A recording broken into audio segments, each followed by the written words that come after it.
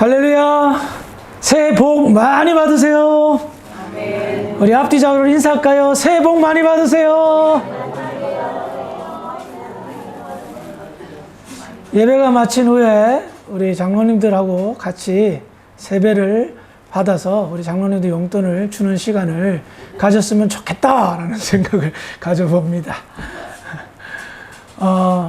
한국에서는 설날 되면은 이렇게 세배하고 그랬는데 아르헨티나 와서는 그 한국 전통 문화가 좀 사라지는 것 같은 아쉬움이 있어서 농담 반 진담 반 이렇게 얘기를 꺼냈습니다. 어쨌든 2026년도 첫 시작을 예배로 할 수 있다. 이거 뭐 제가 목사 되기 전부터 신년 예배를 드렸지만 너무너무 큰 축복이 아닐까 생각이 듭니다. 너무너무 큰 축복이에요. 새해 첫날을 예배로 감사하며 드릴 수 있다는 그 은혜, 우리 성도들 누리시기를 주의 이름으로 축원합니다. 네. 제가 작년 한 끄트머리쯤 부터 해서 그림을 그리는 것에 좀 이렇게 관심을 가지기 시작했습니다. 처음부터 그림을 그리는 것은 아니고, 목사가 되다 보면 성경 지식만 이렇게 많이 있어도 좀 아닌 것 같아서 인문학에 관해서 좀 공부를 많이 하는 편이었습니다. 그래서 개인적으로 음악은 클래식부터 트롯에 이르기까지 모든 장르를 섭렵하면서 참 좋아합니다. 특히 이 나라는 테아트로 콜론이라는 세계 3대 극장이 있잖아요. 가끔 1년에 한 두서너 번 콜론에 가서 오케스트라도 관람하고 오페라도 관람하면서 굉장히 큰 감동과 이런 기쁨을 누리는데, 제가 그림에 관심을 가지게 된 이유는 뭐냐면 그림을 너무 모르는 거예요. 인문학에 관한 여러 가지 정치, 경제, 역사, 사회, 문화 공부를 많이 했지만 그림은 전혀 문외한이었다는 사실을 새삼스럽게 깨달았어요. 평생에 미술관은 딱 2번 간 기억이 나요. 한국에서 1번 갔고 이 나라에서 1번 갔었는데, 그럼에도 불구하고 내가 너무 그림을 모른다 싶어서 그림 공부를 좀 해야 되겠다. 요즘 세상 참 좋아졌잖아요. 유튜브만 보면 쫙 나오잖아요. 그런데 너무 재밌는 거예요. 그림에 대한 해설을 하는 도슨트라는 사람이 그림을 해설하는 해설가라는 명칭인데요. 처음 그 사람을 접했습니다. 그래서 이제 그림 역사에 관해서, 그림 작가에 관해서 이런 그림을 어떻게 해서 이렇게 그렸고 그 배경들을 설명하는데 너무 재밌고 행복한 마음마저 들더라고요. 그래서 그러면 그림 한번 그려볼까 해서 이제 그림을 이제 조금씩 그리기 시작했습니다. 유튜브 보면서 기초부터 선 긋는 거, 색칠은 어떻게 하고 모양은 어떻게 내는 거, 그렇게 그림을 그리면서 이렇게 이제 하면서 이런 생각이 들었어요. 야, 우리 아내하고 마지막 말년에는 그림 그리면서 소위를 보냈으면 좋겠다. 지금까지 30년 살면서 아내하고 한 번도 취미를 공유한 적이 없어요. 저는 여러 가지 많이 고민을 했는데 우리 집사람은 자기를 가만히 내버려 두는 것이 가장 행복하다는 그런 이야기를 해가지고 가만히 내버려 두는 쪽이었는데, 물론 자식들 4명 키우고 남편 뒷바라지 하는데 무슨 취미생활을 하겠습니까? 늘 미안한 마음이 있었는데 아내 성향을 보면 그림 그리는 것이 괜찮겠다 싶어서 고민했더니 30년 만에 오케이 사인을 받았어요. 그림 같이 그리자고. 할렐루야. 이렇게 그림 공부를 열심히 하면서 이제 그림 보는 법도 배우고 작가들에 대한 어떤 도슨트의 해설가들의 설명을 들으면서 이 그림은 이렇게 보는 거구나 하면서 점점 그림 보는 눈이 커지기 시작했어요. 요즘 오늘 아침에도 어느 작가 그림을 이렇게 열심히 보면서 해설가의 설명 없이 저 나름대로 막 해석하고 그랬어요. 신년 첫날부터. 그만큼 지금 제가 빠져 있다는 증거인데요. 매일 1시간씩 2시간씩 이렇게 스케치를 하고 그림을 그리면서 그림 공부를 하다 보니 눈이 떠지기 시작하더라고요. 그림이 보이기 시작하더라고요. 그러니까 어떤 작가의 그런 어떤 작품 세계를 보면서 어떤 깊은 울림, 그리고 어떤 즐거움, 행복감이 동시에 머무르는데, 야, 내가 왜 그동안 그림을 갖다가 소유했을까? 지난 세월이 너무 안타깝지만, 이제 남은 인생 좀 그림 그리고 보는데 즐거움을 찾아봐야 되겠다 하는 생각을 가졌습니다. 그러면서 이런 생각이 들었어요.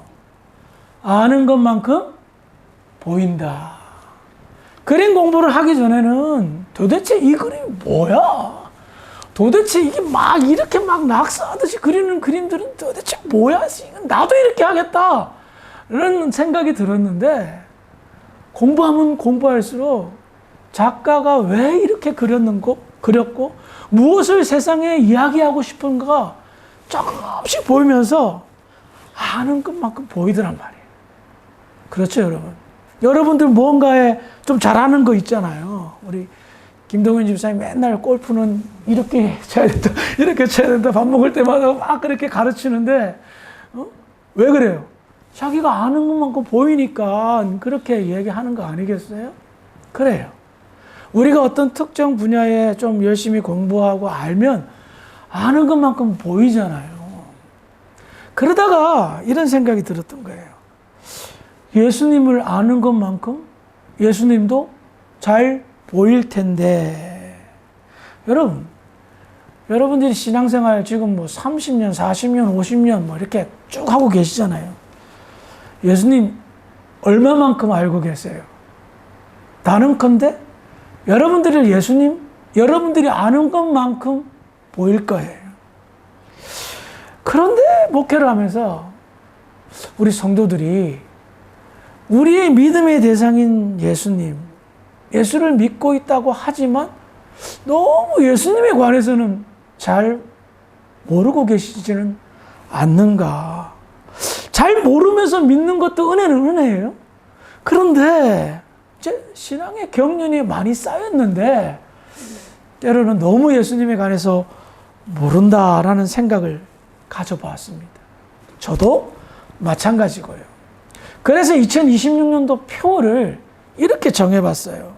아는 것만큼 보이는, 즉 그리스도를 아는 지식이 풍성한 교회, 그리스도를 아는 지식이 풍성한 성도, 주사랑교회. 제가 왜 이 말씀을 드렸을까요?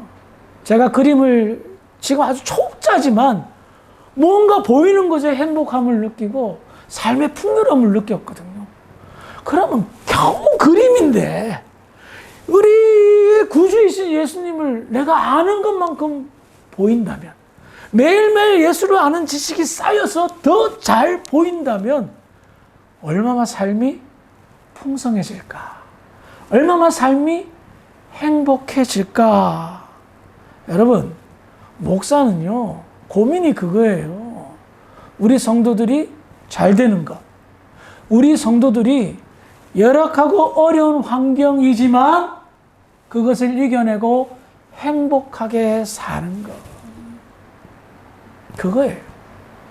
그래서 우리 성도들이 예수를 알아가는 지식이 풍성해짐으로 인하여 삶이 풍성해지고 삶의 여유와 행복을 더 만끽하며 살면 좋겠다라는 생각으로 2026년도 표 및 주제를 그렇게 정해봤습니다.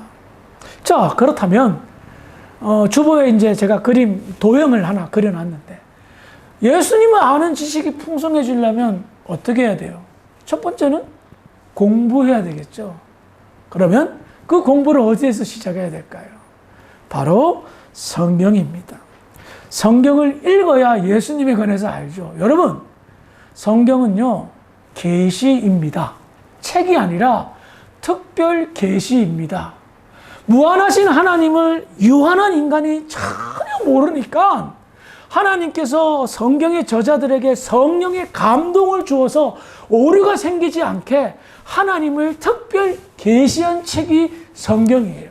그런데 하나님께서 특별 계시할 때에 전부를 계시하지 않고 무엇을 계시했느냐? 구원자 예수님을 계시한 거예요. 그러니까 성경은 뭐예요? 예수님이 누구인가를 알려주는 책이라는 거예요.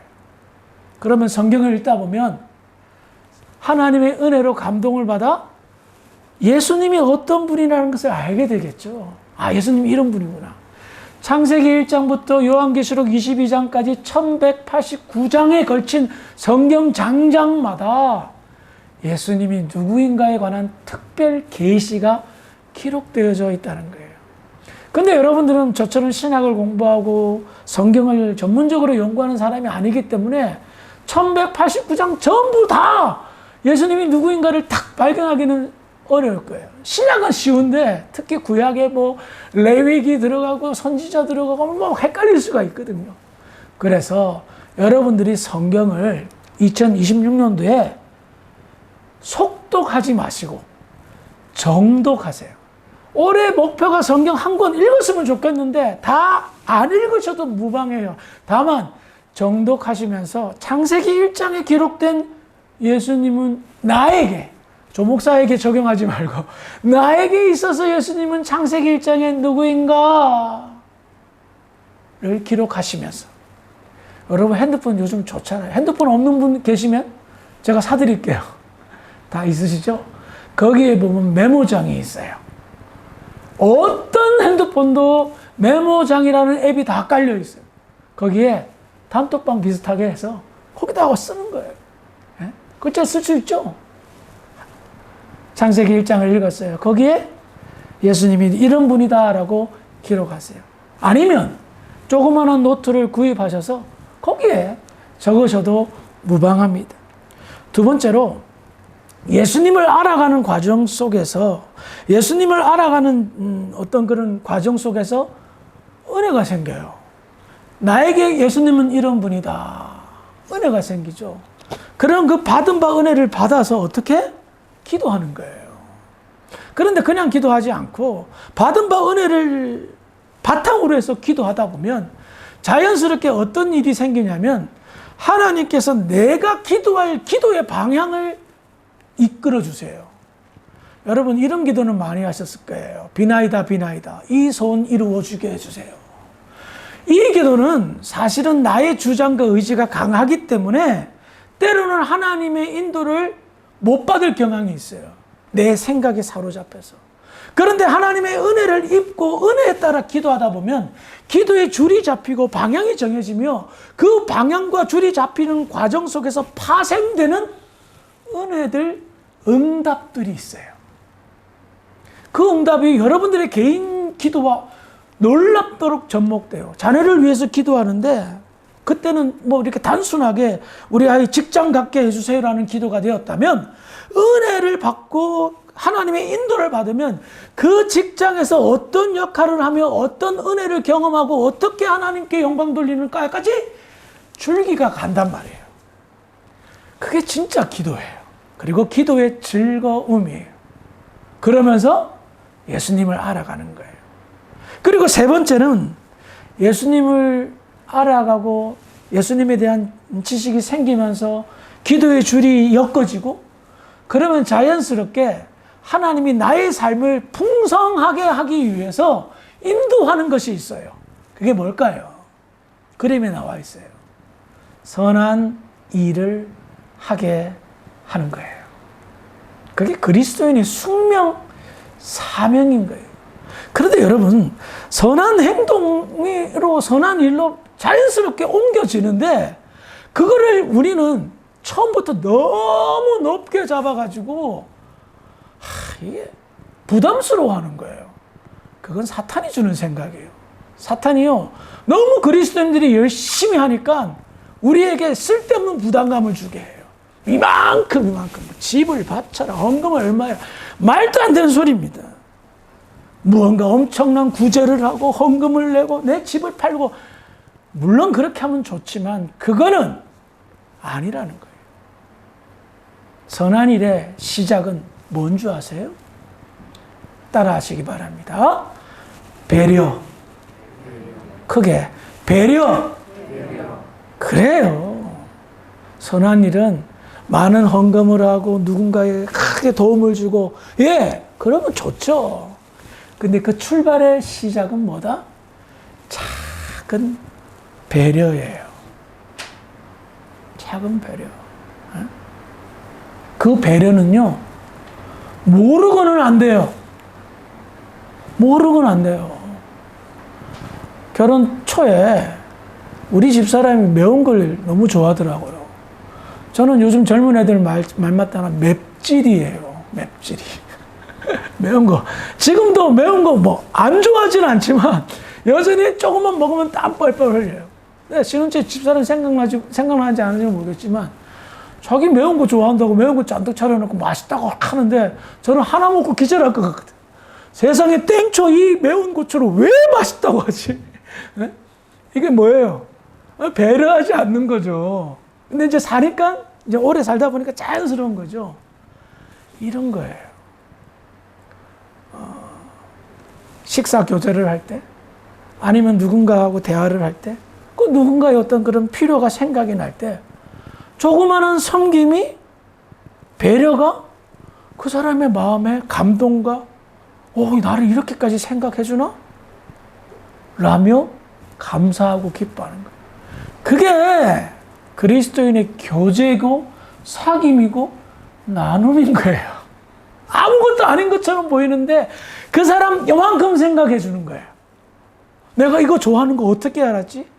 다 들어서 알았어. 제가 과거에 이런 소리 좀 해서 그런데 불편한 배려를 경험한 적이 있어요. 불편한 배려가 뭐냐면 서울에서 목회할 때 그때는 이제 단독 목회하기 일보 직전에 부목사 시절이었어요. 담임 목사님이 교구가 많은데 반반 나누어서 대신방을 갔어요. 근데 우리 성도들이 저 그때 이제 30대 초반이니까 굉장히 몸도 좋고 지금보다 훨씬 몸도 좋고 제가 고기를 좋아한다는 소문이 난 거예요. 그러니까 이제 식사 대접할 때 무조건 고기인 거야. 삼겹살, 갈비 뭐. 근데 어떤 권사님 댁에 신방을 갔는데 고기 대접을 하시더라고요. 예배 마치고. 근데 제 자리만 고기가 있고 다른 분들은 고기가 없는 거예요. 목사님 고기 좋아하셔서 고기 대접하는데 다른 분들은 안 하신 거예요. 또 표정들이 다 안 좋은 거야. 울그락불그락. 제가 그때 고기 먹다가 체하는 줄 알았어요. 이건 배려가 아니잖아요. 저는 악몽을 꿈꿀 정도로 왜 이렇게 하시냐? 이게 아닌데 다 같이 먹어야지. 어떻게 나만 이렇게 주시냐고. 다른 분들은 고기 못 먹는 사람이 어디 있겠어요. 잘못된 배려인 거죠. 지혜가 필요하고 지식이 필요한 거예요. 누군가에게는 기분 나쁜 배려일 수도 있다라는 거예요. 그러려면 어떻게 해야 돼요? 주님을 아는 지식이 풍성해야 되는 거예요. 여러분, 귀한 자식, 세상에 안 귀한 자식이 어디 있어요? 근데 요즘 뭐 아이들 많이 안 나오니까 아이 하나만 그냥 애지중지 키우죠. 귀하게 자진 자식 좋은데 문제는 뭐예요? 부산말로 지삐 몰라. 지삐 몰라. 뭔지 아세요? 자기밖에 몰라. 이게 뭐예요? 배려할 줄 모르는 거예요. 당연한 줄 아는 거예요. 내가 배려해도 당연히 받는 줄 아는 거예요. 그러면 누가 그 사람을 좋아할까요? 사회성에 문제가 생긴 거죠? 사회성에 문제가 생기니까 사회적 문제를 일으키는 거예요. 다른 사람들을 존중할 줄 모르고 배려할 줄 몰라요. 그런 사람이 교회에 중직이 된다고 생각해 봅시다. 골치 아픈 거예요. 예? 인성의 문제는 모르겠는데 배려하지 못하니까 사람들에게 끊임없이 상처를 주는 거예요. 그래서 자녀 교육 못 시켰다라는 소리를 듣는단 말이에요. 식사 예절도 중요하고 관계 예절도 중요하고 베푸는 그 상황도 중요하다는 거예요. 그래서 주님을 알아가는 지식이 풍성해지면 풍성해질수록 사람은 이타적인 사람이 돼요. 이기적인 사람에서 타인을 생각하는 이타적인 사람, 그것이 바로 배려심에서 비롯되어지고요. 이 배려심이 쌓이고 쌓여서 큰 일을 할 수 있다는 거예요. 처음부터 왕창 뭐 이러죠. 그럼 뭐 할까요? 그 많은 거 내면 내 이름, 내 명예, 목사님 제 이름이 빠졌는데요. 제가 얼마나 헌금을 했는데 아이고 죄송합니다. 뭐가 누락이 됐나 봐요. 이게 뭐예요? 하나님께 영광 돌리는 거예요? 아니죠. 자기가 영광 받기 위해서 더욱 하는 거예요. 하늘에서 보면 얼마나 웃기겠어요. 야, 내가 돈이 없는 줄 알아? 내가 금이 없는 줄 알아? 이러시는 거예요. 그러니 뭐예요? 지혜롭지 못한 거죠. 그런데 예수님을 알아가면 알아갈수록 배려심이 생겨요. 그 풍성한 지식으로 인해서 성령의 감동을 받아서 기분 안 나쁘게 모두 다 기분 좋게 작은 거지만 거기에서 그리스도의 사랑과 섬김과 은혜를 발견하는 거예요. 그렇게 신앙생활에 진짜 아니에요? 그렇잖아요. 그리고 여러분, 우리 교회에서 조그마한 섬김하는 거 당연하게 생각하지 마세요. 감사하게 생각하셔야 되는 거예요. 권사님들 수고하고 집사님, 우리 장로님들 수고하는 거 다 감사하게 여길 줄 알아야 되는 거예요. 그러면 우리는 누구로부터 배려심을 배워야 돼요? 예수님이죠. 성경을 볼까요? 베드로후서 3장 15절. 자, 읽어봅시다. 시작.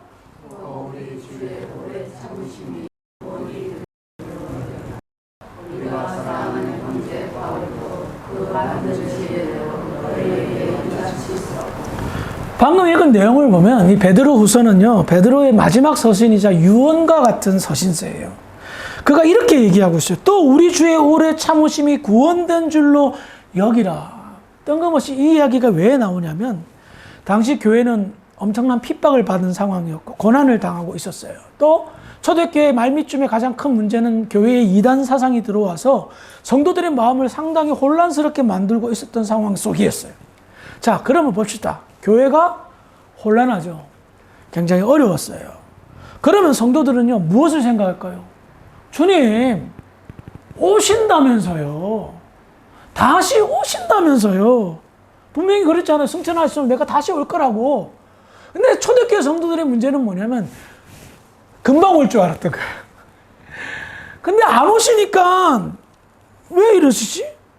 우리한테 무관심한 거 아니야? 왜 약속이 이렇게 지연되지? 근데 베드로는 정확하게 지목하는 거예요. 그게 아니다. 오래 참고 계시다, 우리 주님이. 왜? 아직도 구원받지 않는 사람 때문인 거예요. 여러분, 만약에 여러분 50년 전에 예수님 오셨으면 여기 앉아있을 사람 어디 있어요? 대부분 다 지옥 갈걸요? 왜 오래 참으신 거예요? 기다려주는 거예요. 배려하고 계시는 거예요. 저 사람이 예수 믿기까지 기다리는 거예요. 더 나아가 교회에 출석했지만 이렇게 좋은 기회를 발로 걷어차는 사람들, 그게 뭐예요? 교회에 다니지만 믿음이 없어요. 예수를 영접하지 못했어요. 인격적으로 만나지 못했어요. 예수를 아는 지식이 없어서 교회 다니지만 세상 사람과 똑같이 살아요. 배려도 없고 섬김도 없고 나눔도 없어요. 나눠봤자 섬겨봤자 자기를 자랑하고 하나님의 영광을 가로채요. 그러니 어떻게 해요? 큰일 난 거 아니에요? 그래서 주님은 오래 기다려 주는 거예요. 저처럼 성질이 급했다면 주님 벌써 오셨을 거예요. 근데 우리의 신앙의 성숙을 위해서, 우리의 하늘의 상급을 위해서, 그리고 믿지 않는 사람의 구원을 위해서 오래 참고 계시다는 겁니다. 그래서 성경을 읽으면 읽을수록 방금 발견했죠? 나 때문에 오래 참으신 예수님. 베드로후서 3장에 딱 나오잖아요. 예수님은 어떤 분인가? 나를 정말 끔찍하게 오래 참고 계시는 예수님. 이렇게 적용할 수 있죠. 이렇게 성경을 읽고 기도를 하고 예수님을 알아가는 지식이 풍성해질 때에 자연스럽게 우리의 삶은 앞서도 얘기했죠. 선한 삶으로 나아간다고. 그 증거를 찾아볼까요? 베드로후서 3장 18절 시작.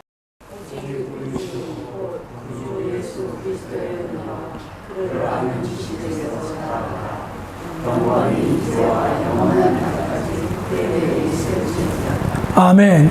이렇게 해서 끝나요? 근데 봐요. 오직 우리 주 구주 예수, 곧 구주 예수 그리스도의 은혜와 그를 아는 지식에서 자라가라. 그렇게 되면 어떻게 된다고요? 영광이 이제와 영원한 날까지 그에게 있을지어다. 뭐예요? 하나님께 영광 돌리는 것이 계속된다는 것을 말하고 있다는 거예요. 그러니 우리의 가장 중요한 삶의 이유는 하나님께 영광 돌리는 건데, 이 영광 돌리는 것이 하루아침에 이루어지는 것이 아닙니다. 그리스도를 아는 지식이 풍성해지려면, 그로 인하여 하나님께 영광을 돌리려면 첫째도 둘째도 셋째도 은혜가 있어야 됩니다. 오직 우리 주 곧 구주 예수 그리스도의 은혜가 있어야 성장하고, 그리스도를 알아가는 지식의 가장 중요한 동력이 하나님의 은혜입니다. 왜요? 예수님을 아는 지식은 내가 공부한다고 되는 세상적 지식이 아니라 영적인 지식이기 때문입니다. 눈에 보이지 않는 영적인 지식이 쌓이기 때문에, 이 지식이 쌓이면 오직 하나님의 은혜라는 겁니다. 내가 머리가 좋아서 그리스도를 아는 지식이 풍성해지는 것이 아닙니다. 내가 계속 열심히 파고들어서 지식이 풍성해지는 것이 아닙니다. 하나님의 은혜로 영적인 지식이 쌓여져 가는 겁니다. 그러려면 어떻게 해야 될까요? 필수적인 요소가 있습니다. 그를 아는 지식에서 자라가라라고 말합니다.